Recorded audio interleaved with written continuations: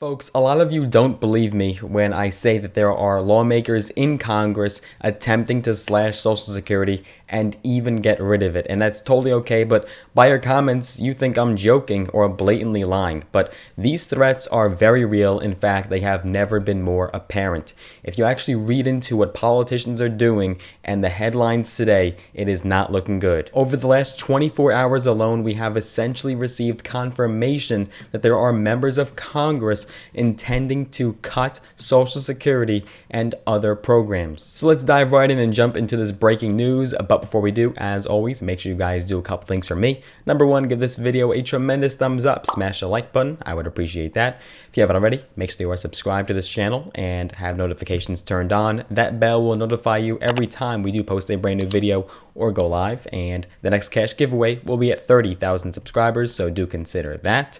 With that being said, guys, let's get right down to it. So if we flash back to the months leading up to the midterm elections of 2022, you would see that members of the House GOP were evasive and equivocating on whether or not they wanted to cut spending in areas like Social Security, Medicare, and other social programs. But now we are beginning to see confirmation that these lawmakers do indeed want to cut spending on both. According to reports, Republican lawmakers are willing to use the debt ceiling as a bargaining chip in order to get the Biden administration to cave in on spending cuts to Medicare and Social Security. Failing to raise the debt ceiling by the summer could cause the U.S. to default on its debt for the first time in history, and the consequences of which would be dire. Like Representative Kevin Hern of Oklahoma, who is the conservative leader of the Republican Study Committee, he specifically said, quote, "We have no choice but to make hard decisions.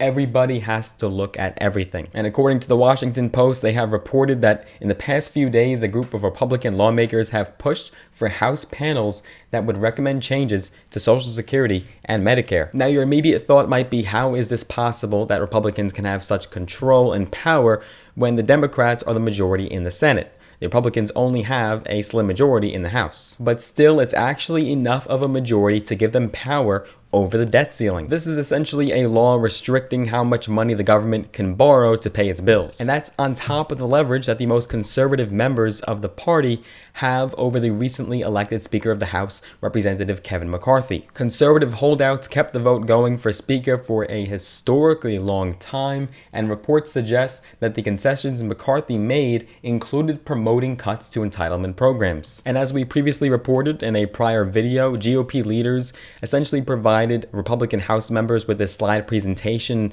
and this presentation outlined their budget and spending priorities. According to this screenshot of the presentation viewed, the spending priorities were vague, but mentioned reforms to, quote, mandatory spending programs that could include Social Security and Medicare. And in addition, Republicans have proposed converting Medicaid and Affordable Care Act subsidies to block grants, which could cut spending by $3.6 trillion over 10 years. Now, an area such as that would obviously be strongly opposed by the Senate and the White House. However, Republicans still have great authority over that debt ceiling. These conservative holdouts were clear that they would hold raising the debt limit hostage to major spending cuts. Now, even if the most draconian cuts are dropped, it's possible that smaller, damaging cuts to Medicaid could still be on the table. So although Republicans have been vague about the budgetary cuts that they want in recent months, it is becoming more and more clear that they are targeting Social Security and Medicare, and they're coming after your benefits. And even though both of these programs are widely popular among the American people, just look at any polls and you would see that data.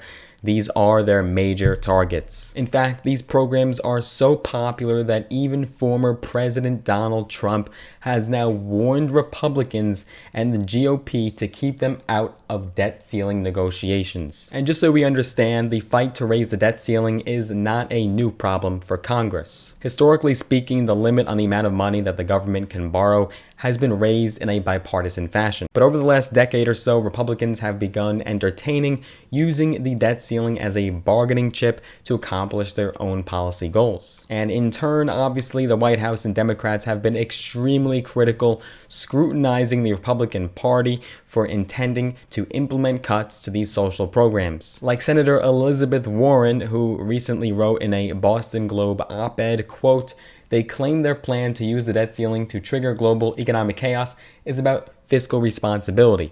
It's not. She went on to say the House Republican plan for the debt ceiling is about protecting the wealthy and the well-connected from paying their fair share in taxes, nothing more and nothing less. Certainly there is politicking going on here and there is a debate to be had, but especially with McCarthy as the House Speaker now, well, these damaging cuts to Social Security and Medicare are looking more and more likely. So I don't want to scare you guys too much, but I also have to be realistic with you guys and not just ignorantly optimistic about the future. We just have to be real on this channel and tell the truth. So what are your thoughts on what's going on right now, this entire debacle? What do you think is going to actually happen and how is this going to play out? Let me know your thoughts down below in the comment section. I'm curious to hear, but we'll try to stay a little civil in that comment section. We'll try our best. Things are definitely heating up and it's only going to get more and more intense as this showdown continues. All updates and developments can be found right here on this channel. This is your one-stop shop and I do appreciate your support and I thank you for watching this video. If you found this video informative, share it with a friend, share it with a coworker, someone that you think could get value out of this video, and also make sure you go ahead and smash the like button. I would appreciate that. And of course, make sure you are subscribed and have notifications turned on. If you want to get some free stocks, all on me, all free, use the brokerage links down below in the description. Sign up with the brokerage platforms Robinhood and or Webull. You'll get some free stocks, some valued up to thousands of dollars in some cases. So let us know what stocks you get. And if you want to connect me on social media, I am on Instagram, I'm on Facebook, I'm on TikTok. Use the social links down below in the description. I look forward to seeing you guys in the next one. Take care for now.